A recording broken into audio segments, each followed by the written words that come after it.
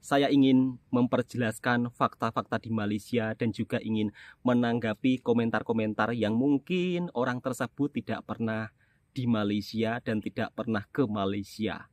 Sebab ramai yang berkomentar yang tidak sesuai fakta di Malaysia.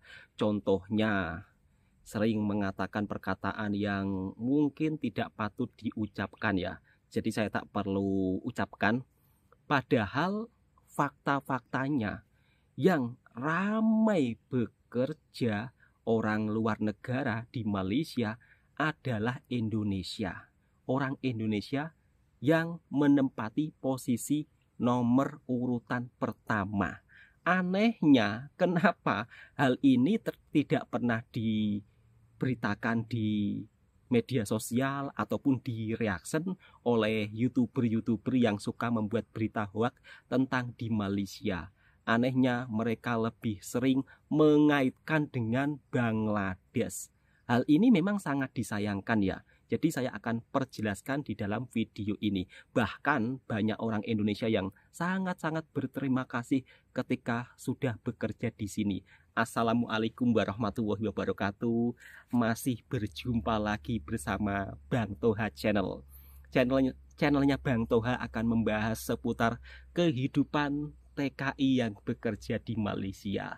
Kenapa Bang Toha jauh-jauh dari kampung merantau ke Malaysia, kemudian bekerja sebagai seorang pekerja di kebun juga? Padahal di Indonesia kan juga banyak kebun-kebun ya. Kenapa Bang Toha nggak bekerja di kebun di Indonesia sendiri Bang? Nah, pertanyaannya adalah ya karena kok pertanyaannya sih? Jawabannya adalah ya karena upahnya itu lebih besar di Malaysia. Bahkan banyak sahabat-sahabat daripada Indonesia merantau di sini itu yang sukses banyak sekali.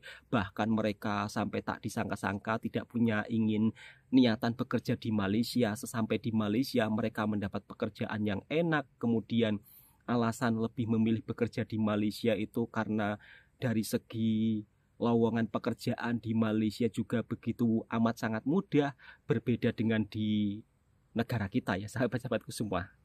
Saya tidak mau bercerita lebih-lebih lah, nanti rame juga yang berkomentar negatif, nanti menuduh pula saya pengkhianat, saya penjilat. Padahal saya ini bukan pengkhianat. Tentunya saya juga tidak ingin tinggal di Malaysia selama-lamanya. Ya enggak lah, sebab Bang Toha di Malaysia ini cuma menumpang cari rezeki, bekerja untuk anak dan istri. Istilahnya berjuang lah. Jadi bukan pengkhianat. Kalau pengkhianat itu lain cerita. Pengkhianat itu orang-orang yang suka korupsi.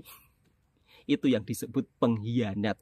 Ya kalau Bang Toha hanya seorang kuli harian, pengaruhnya apa? Nggak ada pengaruhnya sahabat-sahabatku semua. Jadi bisa dikatakan Bang Toha ini pengaruhnya setiap bulannya kirim uang ke Indonesia. Jadi kalau biasanya sering dibilang pahlawan devisa. Itu yang menganggap pahlawan devisa. Kalau untuk netizen-netizen ya terserah mau bilang Bang Toha seperti apa. Sebab netizen Indonesia ini sering mudah terpancing emosi, terpancing berita-berita yang kurang betul sehingga orangnya suka marah-marah. Tapi itu cuma segelintir netizen Indonesia.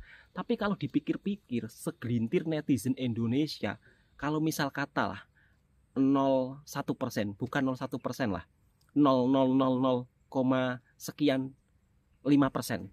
Itu jumlahnya juga banyak ya karena penduduk Indonesia kan 350 juta lebih ya.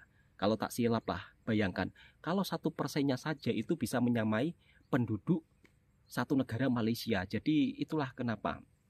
Kalau saya sering bilang ya kan, untuk sahabat-sahabatku daripada Malaysia nggak usah terpancing dengan komentar-komentar toksik di dalam channelnya Bang Toha. Masih banyak sahabat-sahabat daripada Indonesia yang sayang dengan Malaysia, yang mesra dengan Malaysia, masih banyak.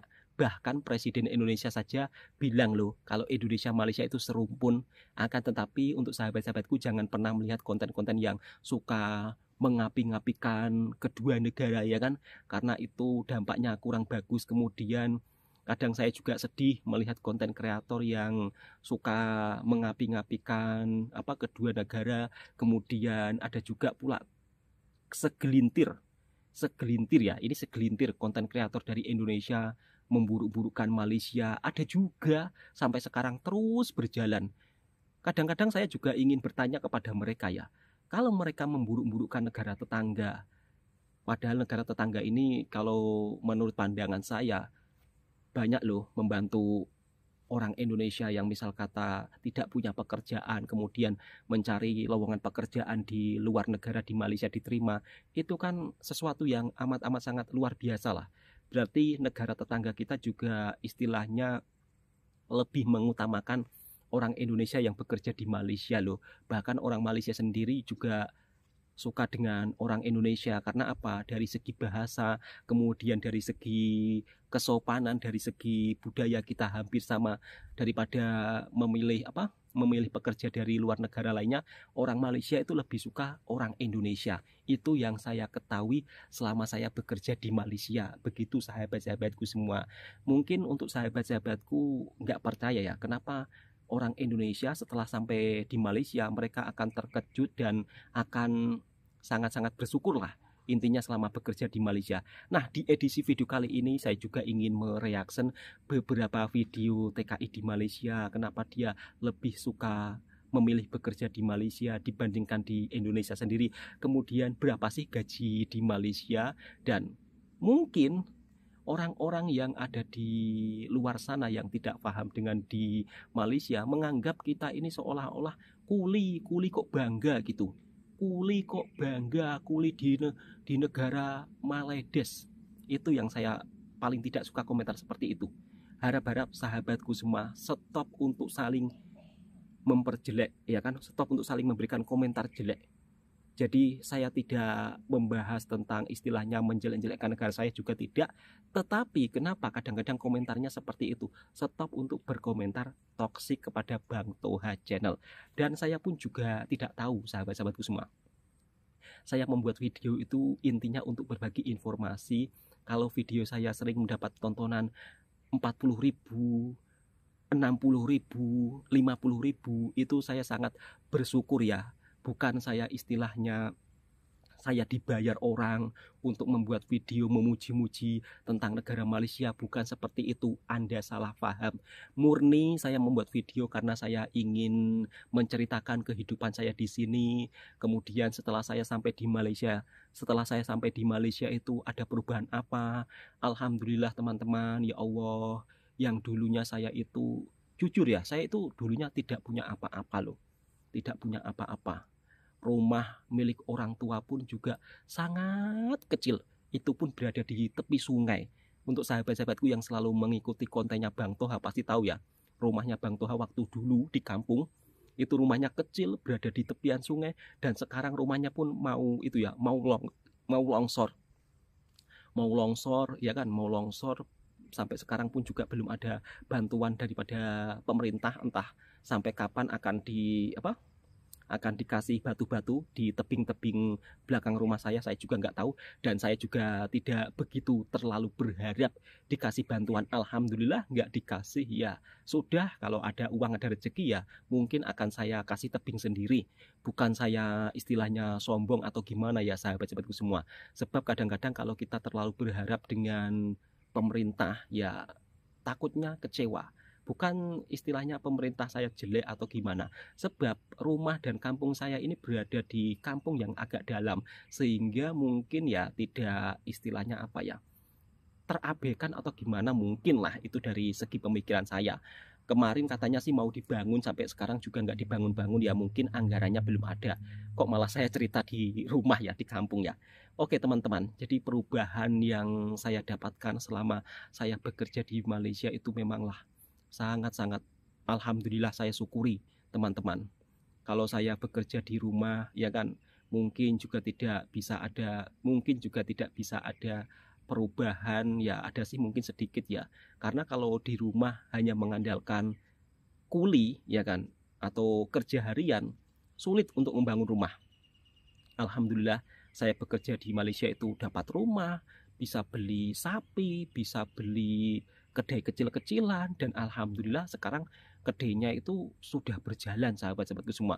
Jadi saya sangat bersyukur lah, kemudian punya pekerja satu. Jadi ada yang menjaga perniagaan satu lah. Intinya saya sangat bersyukur ya, mungkin untuk hasilnya tidak terlalu besar, akan tetapi saya selalu berpesan kepada istri saya, kalau misalnya kita dapat untung banyak, ya yang jualan dikasih banyak, ya kan, karena hidup ini harus bermanfaat untuk satu sama lain lah. Kira-kira seperti itu, sahabatku semua. Jadi kalau sahabat-sahabat berkomentar toksik, berkomentar yang kurang bagus, stop lah. Stop, please stop. Jangan berkomentar yang bukan-bukan. Saya itu sudah penat, sudah capek kok komentarnya selalu toksik-toksik. Kemudian apa yang saya bahas kadang-kadang dikaitkan yang tidak saya bahas. Kadang heran sih netizen Indonesia, apa sih maunya? Saya ini hanya seorang kuli harian, nggak berpengaruh apa-apa. Tapi kenapa kalian kalau saya membuat video itu ramai yang berbondong-bondong? Datang komentarnya itu yang bla bla bla bla. Awas Bang Toha, nanti datang kok netizen-netizen yang tidak terima. Tiba-tiba akhirnya datang. Ya mungkin karena apakah netizen-netizen juga cinta dengan video saya ataukah rindu dengan video saya sehingga kalian tidak mau berpisah. Kadang-kadang ada komentar yang jengkel juga. Aku tuh lihat mukanya udah jijik, lihat mukanya udah jengkel, tapi videonya orang ini selalu muncul terus, malah ditonton rame orang lagi gitu. Apa sih istimewanya orang ini gitu? Saya itu juga nggak tahu, sahabat-sahabatku semua. Kalau saya dibilang istimewa juga nggak istimewa sih. Apa sih istimewanya Bang Toha hanya seorang kuli harian di Malaysia? Yang nggak istimewa, tapi saya sangat bersyukur lah. Misal kata video saya rame, saya sangat bersyukur sekali lah. Saya pun juga istilahnya nggak menyangka sahabat-sahabatku daripada Malaysia juga menyupport saya dan selalu mendoakan saya. Dan saya sangat berterima kasih loh untuk sahabat-sahabatku daripada Malaysia yang telah mendoakan saya. Mungkin dari doa-doa kalian ada yang terkabul. Kok mungkin dari doa-doa kalian ada yang terkabul? Doa-doa kalian tuh memang dikabulkan semua. Sebab apa? Apa yang kalian ucapkan itu terjadi pada dirinya Bang Toha. Alhamdulillah lah, saya sangat bersyukur kepada sahabat-sahabatku daripada Malaysia dan juga daripada Indonesia. Ini bukan saya bercerita menjual kesedihan, bukan. Masa kesedihan dijual? Kalau kesedihan bisa dijual ya kan. Saya nggak perlu jauh-jauh jadi TKI di Malaysia. Cukup saya bersedih terus, nanti biar kesedihan saya laku banyak. Oh iya, sembang-sembang cerita sampai saya lupa reaction. Oke, teman-teman, akan saya reaction sebuah video cerita dari TKI di Malaysia. Kenapa memilih bekerja di Malaysia, dan ternyata banyak hal-hal positif daripada Malaysia yang jarang terungkap di media sosial, bahkan tidak pernah diberitakan di TV-TV nasional. Mau apa ceritanya? Langsung kita simak, kita reaction bersama-sama. Kok mau apa ceritanya? Seperti apa ceritanya gitu loh. Ada juga soalan Bang, abang kerja apa? Sini saya tunjuk inilah saya tempat kerja saya. Tempat saya mencari suap nasi. Kupas kelapa. Mungkin abangnya ini kerja di kilang santan ya, sahabat-sahabatku semua. Dan seperti ini suasana kerja di kilang santan yang ada di Malaysia. Tapi tidak bisa diremehkan, sahabat-sahabatku semua. Meskipun kerja sebagai seorang kuli harian lah, kalau di Indonesia menyebutnya seperti itu, akan tetapi di Malaysia itu tidak ada kata penyebutan kuli. Di sini TKI di Malaysia biasanya disebut pekerja daripada Indonesia. Nah, ternyata abangnya ini seorang pengupas kelapa ya. Mungkin ini kilang santan ya. Saya juga kurang tahu, akan tetapi gajinya itu katanya sangat luar biasa, bahkan mengalahkan gajinya PNS atau gaji pegawai negeri sipil. Wih, keren dan luar biasa ini. Memang kalau kerja di negara tetangga meskipun terlihat sepele, tapi kalau kita kerjanya rajin, kita kerja lebih banyak jam, atau kita sering overtime, ya alhamdulillah gajinya cukup lumayan, sahabatku semua, meskipun sering dipandang remeh. Dan kira-kira mari kita lihat gajinya berapa. Loba nu nanya gaji di Malaysia sabaraha cenah Mang? Oke, ayeuna kurang disipilnya. Ieu keur pada gajihan barudak. Mang, gaji sabaraha? Wow, 3.200 lah. Anjir, 3.200 loba pisan euy. Lamun duit urang mah 10 juta lebih lah. Pada gajihan pona kabehan. Anjir.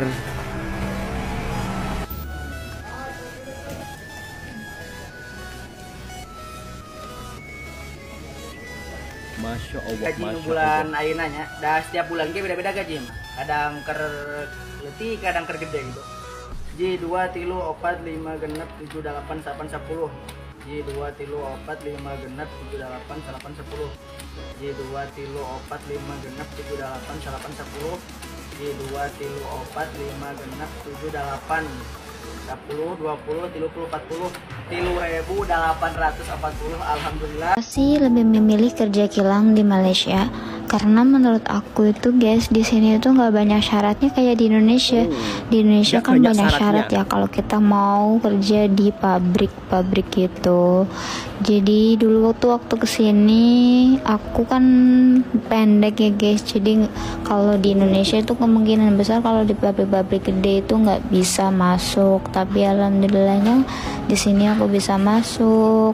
Terus umur pun di sini kebanyakan udah di atas 25 tahun juga bisa masuk guys. Terus pendidikan juga minimal SMP juga bisa masuk. Jadi nggak banyak syaratnya kayak di Nggak banyak Indonesia. syarat Makanya kayak di lebih Indonesia. baik kerja kilang di Malaysia daripada di Indonesia karena ya di sini itu nggak banyak kriteria-kriteria gitu guys. Jadi masih bisa dijangkau oleh orang-orang yang hanya lulusan SMP ataupun yang Betul, Mbak. pendek gitu ya. Dan umurnya pun kalau yang udah 25 ke atas masih bisa masuk. Dulu saya nggak pernah bercita-cita ya mau merantau ke luar negeri, mau cari duit. Sumpah beneran, saya nggak pernah ada cita-cita sama sekali, minimal 1% pun kerja ke luar negeri itu nggak ada sama sekali keinginan saya. Tapi lama-lama kok bisa, saya betah banget lah sampai 8 tahun bekerja di luar negeri lah. Dulu awal-awalnya Sampai 8 ya saya tahun, ditawarin kerja di luar negeri di Arab Saudi. Tapi saya nolak, tahu nggak ngomong apa saya? Nggak mau, saya nyari duit di luar negeri buat apa? Lebih baik saya di Indonesia aja lah. Nyari duit. Saya ngomong dulu kayak gitu, ya maklum lah, anak muda, masih umur 20-an. Tapi lama-lama sekarang ya baru saya sadar, ternyata benar kalau kita keluar negeri itu, kalau kita menetap di daerah kita nggak bisa dapat apa-apa bro, beneran. Lebih baik kita keluar negeri aja lah. Ya alhamdulillah sekarang bisa dapat ya yang semua saya inginkan, beneran. Jadi buat teman-teman yang masih muda, silakan keluar negeri bro kerja, supaya kalian bisa sukses, semua keinginan kalian itu bisa tercapai. Komen menurut katanya. Nah, itulah fakta-fakta pernyataan orang Indonesia ketika bekerja di Malaysia. Tapi anehnya jarang diberitakan ya hal-hal yang sangat positif. Dan tentunya video ini sebagai bentuk informasi dan hiburan. Memang tidak bisa dinafikan kalau untuk lowongan pekerjaan di Malaysia ya, itu tidak begitu terlalu banyak syarat kalau di kilang. Kalau di kebun juga sama juga, tidak begitu banyak syarat. Kemudian kalau kerja di bangunan atau kontrak pun juga tidak banyak syarat. Yang penting kesehatan, kemudian resmi. Jadi kalau bekerja di negara orang jangan sampai kosongan. Nanti kalau kosongan itu menyalahi aturan undang-undang kedua negara. Jadi sudah jelas ya, kalau misal kata ada orang Indonesia yang ilegal di Malaysia, itu bukan salahnya pemerintah atau bukan salahnya negara. Akan tetapi sudah dibagi tahu undang-undangnya, kalau ilegal itu menyalahi aturan kedua negara. Kalau ada yang sampai nekat, ya itu resiko ditanggung sendiri. Nanti jangan salahkan ini, jangan salahkan itu. Pastinya mungkin teman-teman jangan pernah lah lakukan untuk kerja menjadi seorang TKI yang ilegal. Kalau menjadi TKI yang resmi, insya Allah akan aman-aman saja. Dan tentunya banyak loh sahabat-sahabat daripada Indonesia bekerja di Malaysia, mereka merasakan hal-hal yang sangat mengejutkan. Mungkin kalau kerja di kampung tidak bisa beli ini, tidak bisa beli itu. Sesampai di Malaysia nggak taunya sampai bertahan 8 tahun, bahkan tidak sampai terpikir kalau kerja di Malaysia membuat beliau nyaman. Hal itu sama juga seperti saya ya. Saya ini kan orang yang jauh dari kota. Sejak kecil itu saya tidak pernah bermimpi untuk kerja di Malaysia. Sama sekali nggak ada sedikit pun impian untuk bekerja di Malaysia. Bahkan apa yang terlintas di dalam pikiran saya, nggak ada ya, nggak ada sama sekali untuk niat pergi ke Malaysia atau kerja di Malaysia, sama sekali nggak ada. Namun dengan berjalannya seiring waktu, saya itu ditawari itulah sahabat saya. Ya karena mungkin faktor kondisi ekonomi yang begitu kurang bagus di rumah, kemudian emak juga sakit. Waktu itu emak sakit itu butuh biaya banyak loh. Jadi saya terpaksa, intinya terpaksa merantau di Malaysia. Tahu-taunya sesampai di Malaysia, sampai berpuluh-puluh tahun bolak-balik sampai membuat nyaman ya. Sampai dibuat nyaman dengan Malaysia. Padahal sedikit pun tidak terlintas untuk bekerja di Malaysia. Dan alhamdulillah ternyata di Malaysia orang-orangnya sangat ramah tamah, dan alhamdulillah saya bersyukur mendapat bos yang sangat baik. Oke, untuk sahabat-sahabatku, cerita sore hari ini tutup sampai di sini saja, dan inilah fakta-fakta yang ada di Malaysia. Stop berkomentar yang buruk-buruk ya.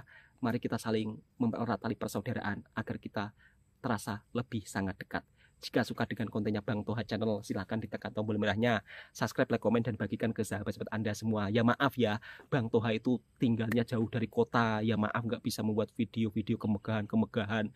Yang bisa ya cerita sore hari ini seperti ini kawan-kawanku semua.